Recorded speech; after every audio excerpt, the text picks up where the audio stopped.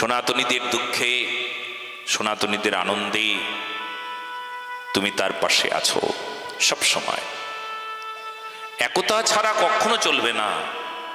একতা ছাড়া দেশ বাঁচে না, ধর্ম বাঁচে না। একতা ছাড়া রাষ্ট্র নির্মাণ করা মুশকিল। একতা ছাড়া কখনো মন্দির বাঁচানো যায় না, দেখবে মন্দির ভেঙে দিয়ে চলে গিয়েছে।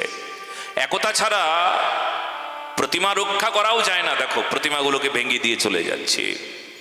একতা চাই, একতা, একতা বল, একতা শক্তি।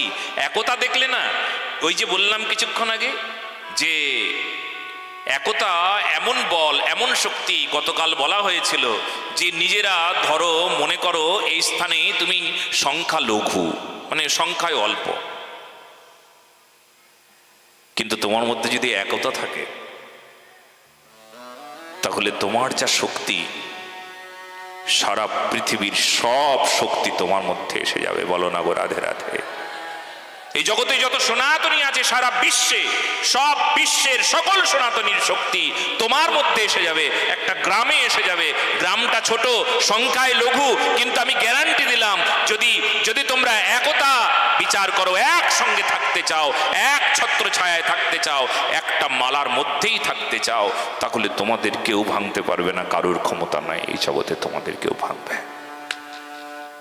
ভয় নাই কখনো। আমরা সংখ্যায় লঘু তাই ভয় পাই, ভয়ে ভয়ে থাকি। ভয় তো তাদের যারা নিত্য পাপ করবে। পাপের ভয় আছে, পুণ্যাত্মার ভয় নাই। অজ্ঞানীর ভয় আছে, জ্ঞানীর ভয় নাই। মূর্খের ভয় আছে, প্রেমিকের ভয় নাই, জ্ঞানীর ভয় নাই। তাই তোমরা নিজেকে ভাবো সনাতনী, এটা এটা ভাবতে চেষ্টা করো, চিন্তা করো, নিজেকে ভাবো তুমি কে।